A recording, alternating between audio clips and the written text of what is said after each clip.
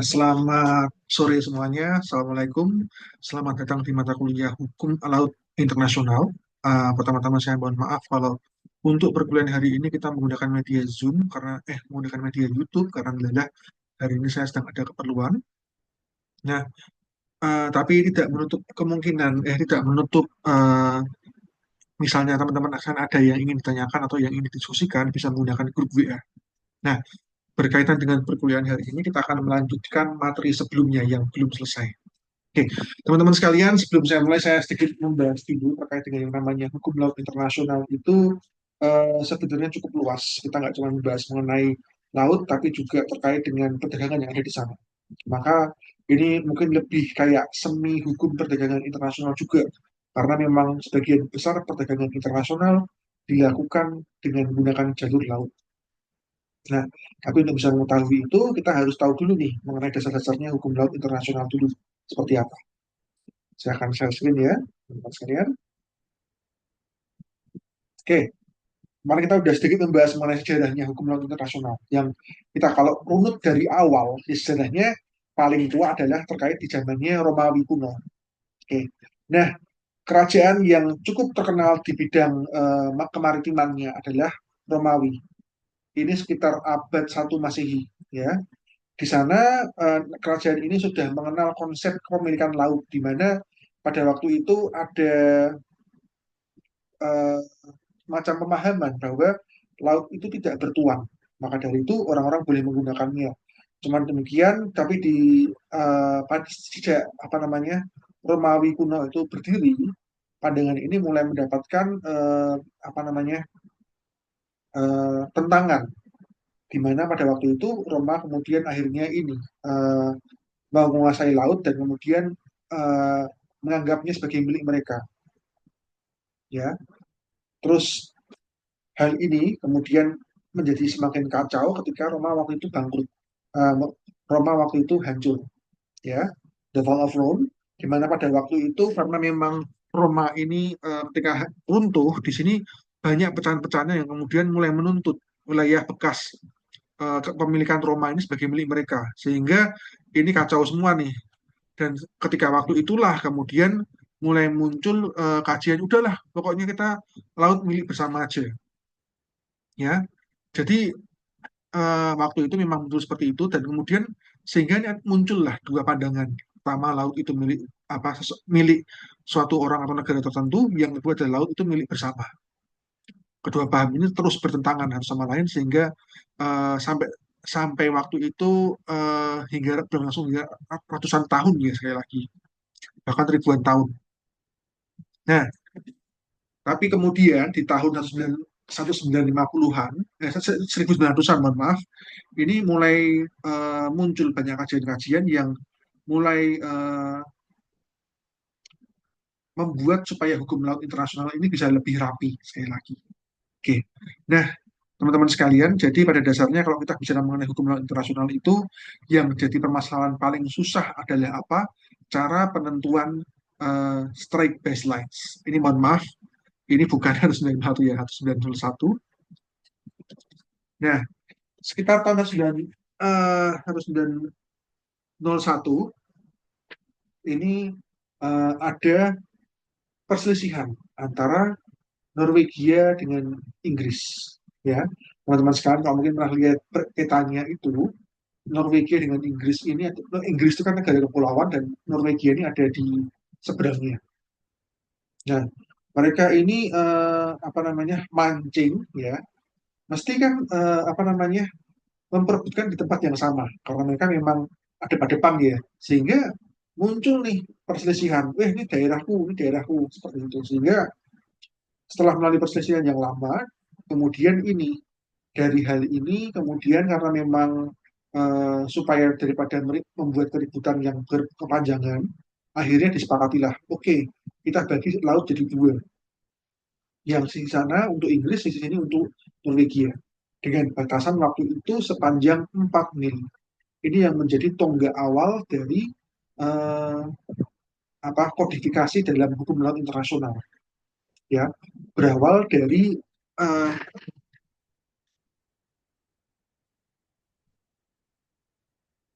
1905. Nah, ini berawal dari perselisihan antara Inggris dengan Norwegia. Ya, sudah 100 tahun lebih. Nah, teman-teman sekalian, jadi eh, yang harus kita pahami adalah apa dalam penentuan hukum laut internasional itu yang menjadi poin penting adalah apa bagaimana cara kita menentukan batas ya itu dikenal dengan istilah bagaimana menentukan strike baseline ya inilah yang jadi permasalahan. Oke, kita mungkin ada yang di sini mempermasalahkan ya kenapa sih kita kok harus pusing-pusing Pak menentukan garis batas ya udahlah untuk kita semua ya faktanya ini penting banget bahkan setiap 1 kilometer setiap 100 meter lah ya batas laut yang bertambah itu profit bagi negara. Sebagai contoh nih ya tahun 2024 Indonesia mencatat keuntungan yang cukup besar sebesar 1,97 triliun itu hingga September 2024 ya. Ya mungkin kalau sampai akhir Desember mungkin sekitar 2 triliunan mungkin ya. 2,5 triliunan yang ini apa 2 triliun ini berbanding dengan total PDB pendapatan domestik bruto tahun 2024 yang mencapai 22,139 triliun. Jadi ini cukup besar ya, 2 triliun dari 22,139 triliun. Ini adalah pendapatan yang didapatkan dari hasil kelautan dan perikanan. Ya, ini nggak cuma terbatas pada kelautan saja sih, tapi juga tambak dan lain-lain ya. Tapi lebih memang mayoritas adalah dari hasil nelayan dalam mengambil ikan, membudidayakan ikan yang ada di laut. Oke, cukup besar memang. Tapi kalau kita bandingkan dengan yang ada di China misalnya, oke, ekonomi kelautan Cina mencapai tonggak penting pada tahun 2024 di mana produk brutonya tok mereka ini sekali lagi ya, ini kita apa secara global nih 1,97 triliun ya, yang berhubungan dengan kelautan sama perikanan. Ini cuman eh, hasil dari lautannya mereka aja ya udah mencapai 10 triliun yuan. Jumlah yang luar biasa kan? 10 triliun yuan. Dan ini kalau dirupiahkan silakan bisa dihitung sendiri. Yang jelas 1 yuan itu 2.247. Yang sehingga jumlahnya berkali-kali kali lipat daripada Indonesia. Yang kemudian memunculkan sebuah pertanyaan. Ya, kita mungkin pernah dengar kasusnya China dengan Indonesia terkait dengan Natuna, terkait dengan lautnya kita yang diklaim miliknya China. Ini eh, ternyata profit mereka sebesar itu. Kenapa Indonesia nggak bisa? Kenapa sebuah negara yang diklaim sebagai negara maritim, negara yang kepulauan, yang harusnya gemah apa yang memiliki sumber daya alam, terutama laut yang luar biasa besar, profitnya cuma segini. Ini harusnya menjadi pertanyaan tersendiri. Kenapa bisa seperti ini? Oke, nah lanjut ya, teman-teman sekalian. Oke, sekarang kita apa namanya menentukan sekarang bagaimana cara kita menentukan strike baselines. Oke, saya akan gambar aja ya, biar lebih enak. Nah, di sini adalah bagaimana cara kita menentukan strike baselines. Ya, strike baselines ini merupakan titik awal dari kita menghitung laut itu. Ya, oke. Sama makan misalnya ada pantai di sini.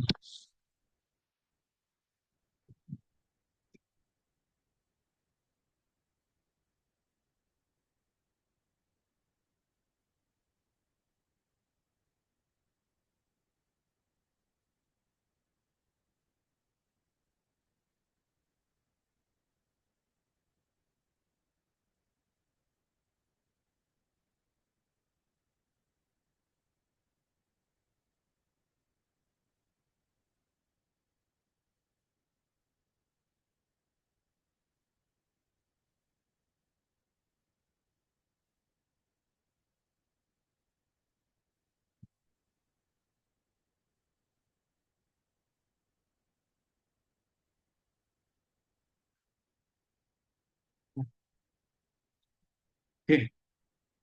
Misalnya kita umpamakan ada pantai di sini. Set, ya, maaf. gambarnya jangan seperti ini aja. Ya, umpamakan seperti ini. Ya, terus lautnya seperti ini. Umpamakan ini laut ya.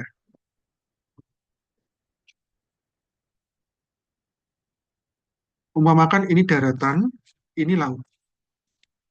Sekarang yang jadi permasalahan penting dalam kita kalau mempelajari mengenai penentuan strike baseline atau lautnya ini dimulai dari mana, mungkin orang gampang, oh Pak, gampang Pak caranya ini di sini.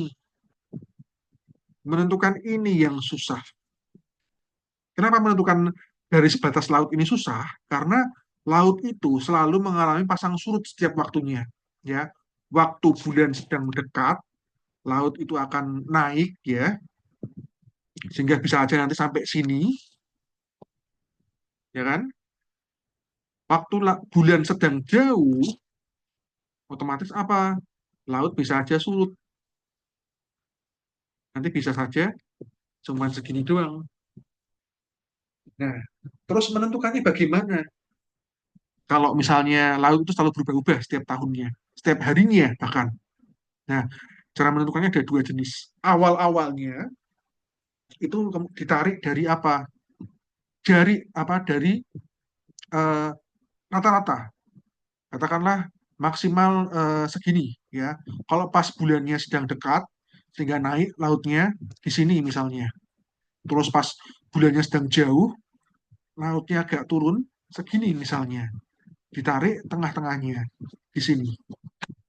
Simpel kan? Ditarik tengah-tengahnya, mediannya, minnya itu awal-awalnya. Kemudian tapi seiring dengan perkembangan zaman dianggap ini nggak apa tidak relevan lagi, nggak adil seperti itu. Sehingga apa yang terjadi? Kemudian muncul pandangan, oke kita gini aja deh, kita tentukan saja eh, dari garis terluar.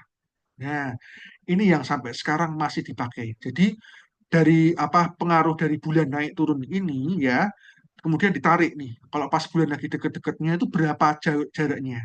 Katakanlah pas bulan lagi deket-deketnya segini. Ya udah, ini menjadi titik awal dari strike baselines. Nah, kalau teman-teman sekalian pernah mampir ke pantai, teman-teman sekalian akan melihat kadang ada kayak pelang ya, kayak ada semacam tiang kayu panjang itu yang ditancapkan di tengah laut. Mungkin ada yang kepikiran ini apa sih gunanya? Fungsinya untuk apa? Nah, tiang itu fungsinya adalah apa? Untuk menentukan garis awal dari strike baselines-nya eh, pantai tadi. Ya, untuk menentukan titik nolnya. Kita bicara di sini mengenai laut teritorial nantinya yang 12 mil, laut yang ZEE, terus zona tambahan dan macam-macam. Sehingga setiap meternya ini sangat krusial banget bagi negara tersebut. Ya, kita kembali ke tadi, ini kita bicara mengenai profit yang cukup besar, 1,97 triliun sampai September, yang mungkin agak 2,5 ya. Kita kalau bicara mengenai Cina, apalagi ini sampai 10 triliun yuan profitnya.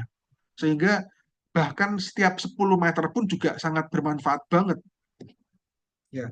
Dan terus kalau misalnya ada pertanyaan, Pak, terus kalau begitu bagaimana dengan negara-negara yang belalah sedang apa namanya mengalami kenaikan laut?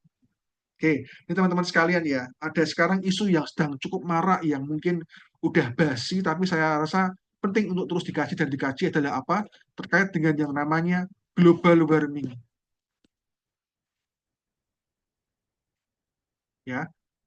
Dulu dunia ini apa namanya pernah seluruh permukaan darat ini terendam air ya.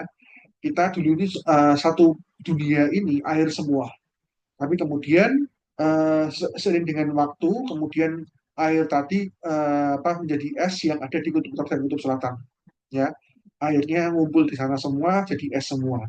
Nah, masalahnya dunia ini saat ini sedang mengalami kenaikan suhu yang terus-menerus. Setiap hari makin panas.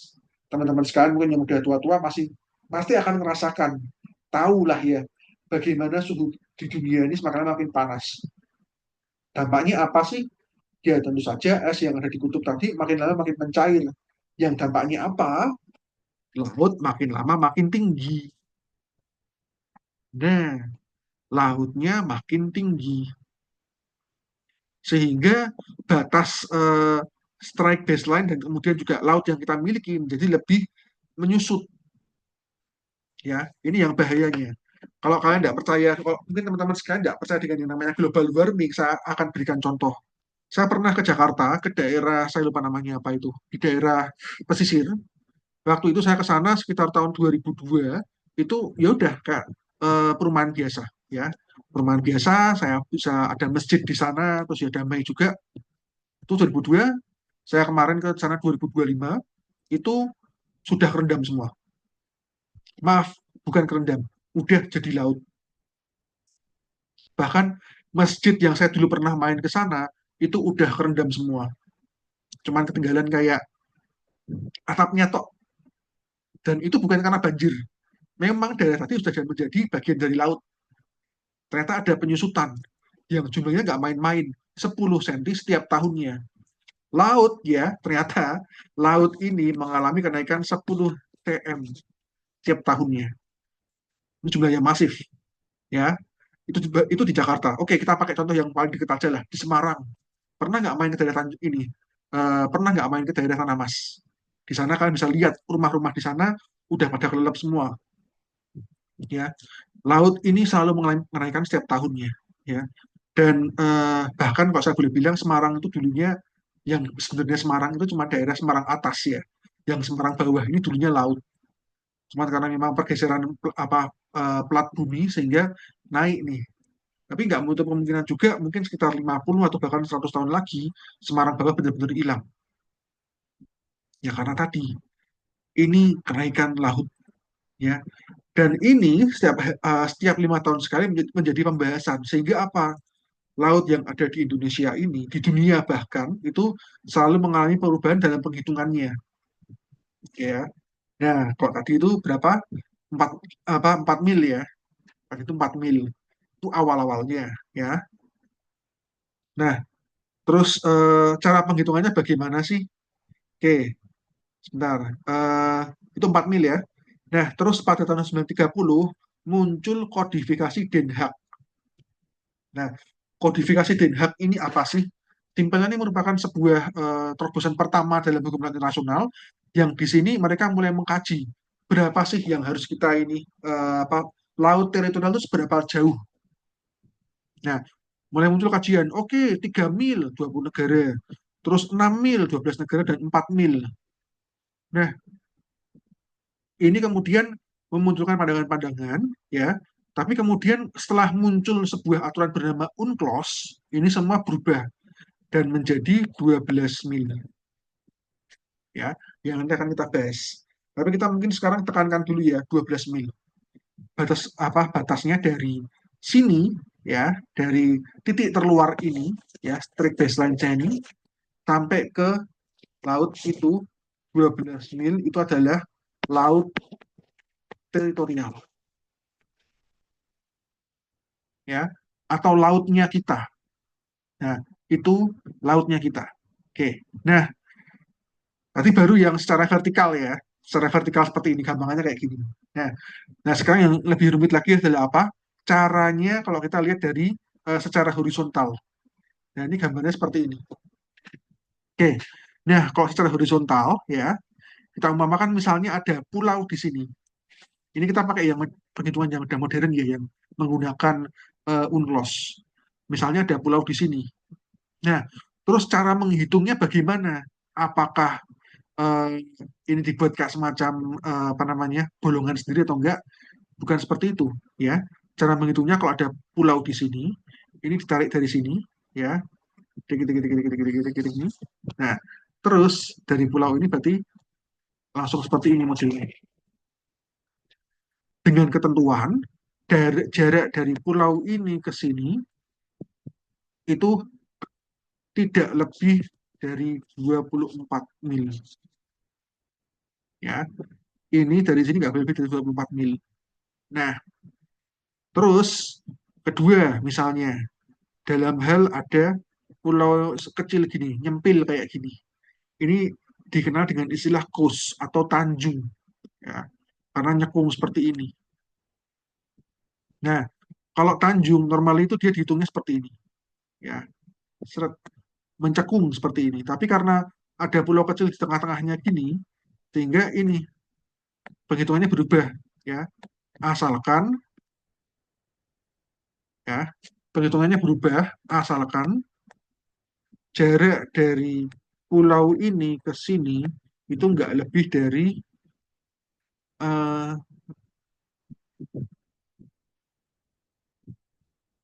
nah 12 mil dari pulau terdekat ya, nggak pulau terjauh nggak boleh lebih dari 12 mil ya, kira-kira seperti itu. Jadi kalau ada pulau ini ya, terus kemudian selanjutnya ketiga, misalnya ada cekuan seperti ini. Nah, misalnya ada cekuan seperti ini. Ini yang biasanya nyambung ke sungai. Nah, sekali lagi, selama lebarnya ini nggak lebih dari 12 mil, boleh masuk sebagai wilayah teritorial. Ya, jadi nggak masalah. Ya, tapi cuman memang jarang banget sih ada yang sampai lebih dari 12 mil. Cuman memang ada yang eh, sampai sekarang menjadi permasalahan terkait dengan misalnya nih, ada yang pernah dengar nggak terusan Suez? Itu adalah sebuah eh, laut laut yang apa ya, artifisial ya, kayak gini, dibuat manusia ya, ini dibuat manusia sampai tembus gini supaya apa, bisa menghemat waktu perjalanan. Kalau udah seperti ini selama lebarnya lebih kurang dari 12 mil silahkan bisa dipakai. Kenyataannya selama ini negara tersebut mendapatkan profit dari kapal-kapal yang lewat dengan terusan Suez tadi. Oke, nah itu kira-kira ya terkait dengan yang namanya penghitungan apa, cara menghitung laut teritorial ya, yang kita kalau hitung pertama dari strike baseline-nya dulu aja, karena laut aja itu memiliki pendapatan yang luar biasa besar, duitnya gede banget ya, setiap meter laut itu profit bagi negara. Oke, nah jadi ya, sehingga pandangan-pandangan terkait dengan laut itu sampai sekarang masih kebelah dua, res nullius, res communis. Res nullius itu bahwa laut itu tidak ada pemiliknya ya,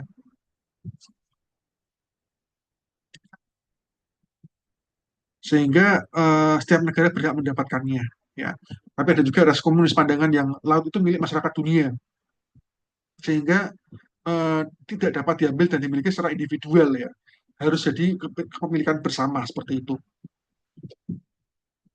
Nah, ini sekali lagi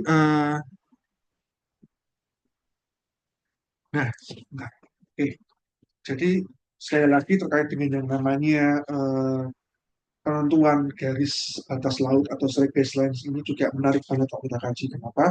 Karena kalau kita bicara mengenai garis batas laut, itu apa namanya, yang diakui secara internasional itu adalah 12 mil. Ya. Tapi kita ingat, sekarang ada dua pandangan, res nullius dan res communis. Res nullius berpendapat bahwa laut itu nggak ada yang bertuan. Karena nggak ada, maka dapat dimiliki oleh setiap negara. Yang dialah ada di tempat tadi. Yang kedua, res komunis, bahwa laut itu yang milik bersama kita. Ya, mau kamu itu tempatnya di dekat kamu ya, jangan dieksploitasi. Kita apa namanya, gunakan bersama demi kepentingan umat manusia bersama. Ada dua pandangan di sini. Makanya ada selain laut teritorial tadi, ada yang namanya istilahnya laut lepas.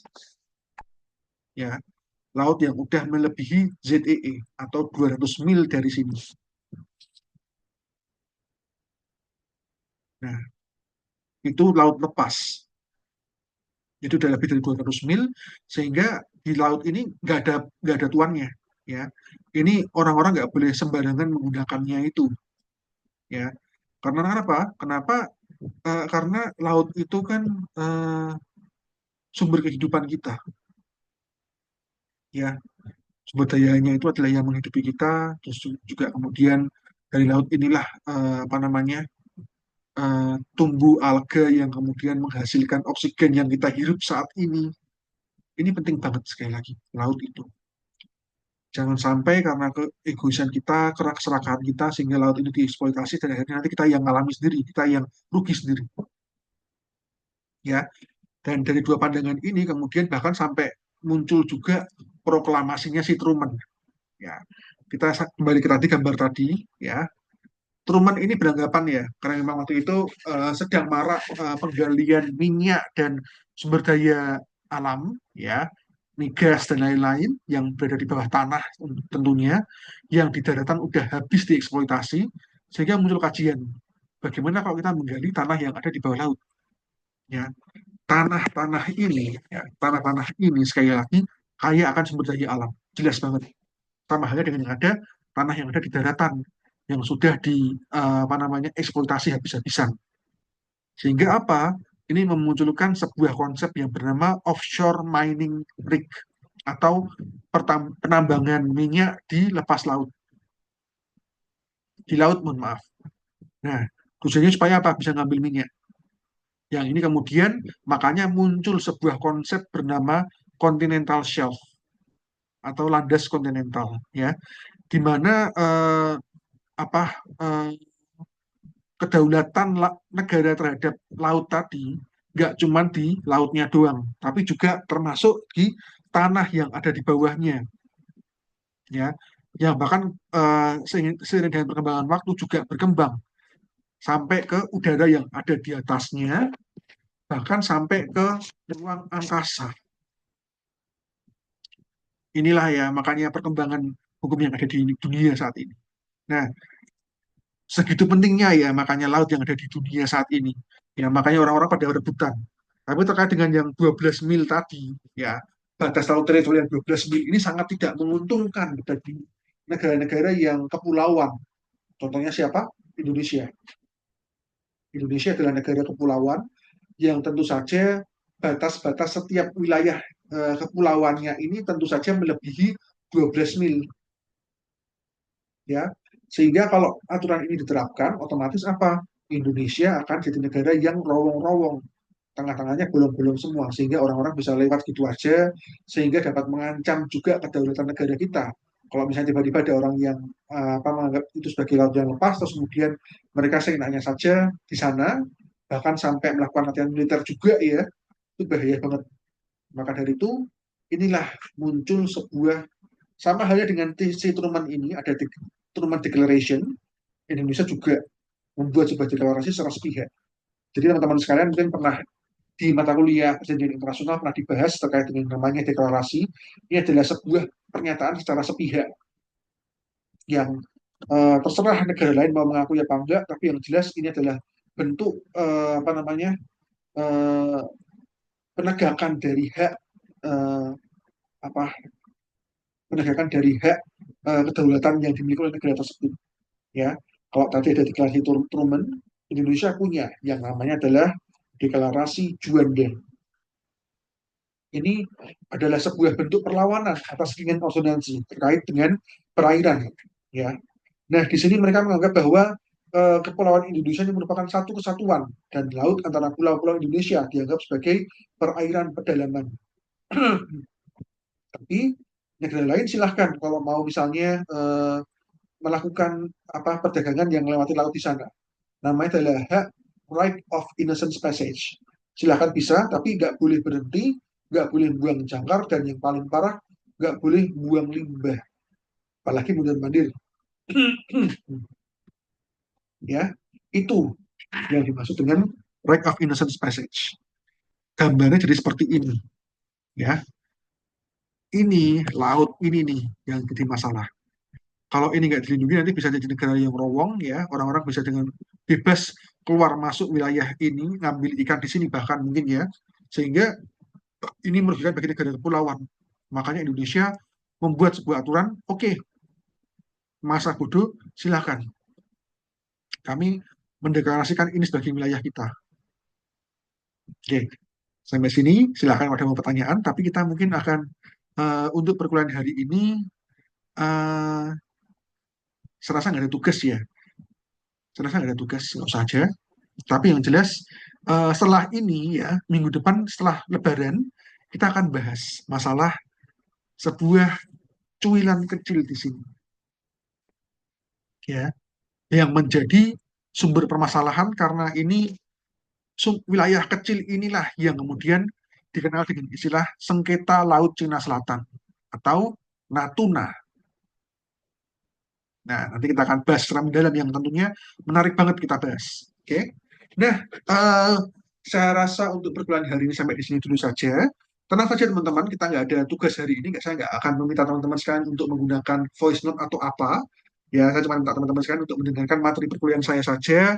Terus minggu depan kita akan membahas mengenai Laut Cina Selatan ya, yang jadi permasalahan, yang akan menarik kalau kita bahas secara lebih terperinci dan mendalam, dan mungkin juga pakai Zoom langsung aja biar lebih enak kok diskusi.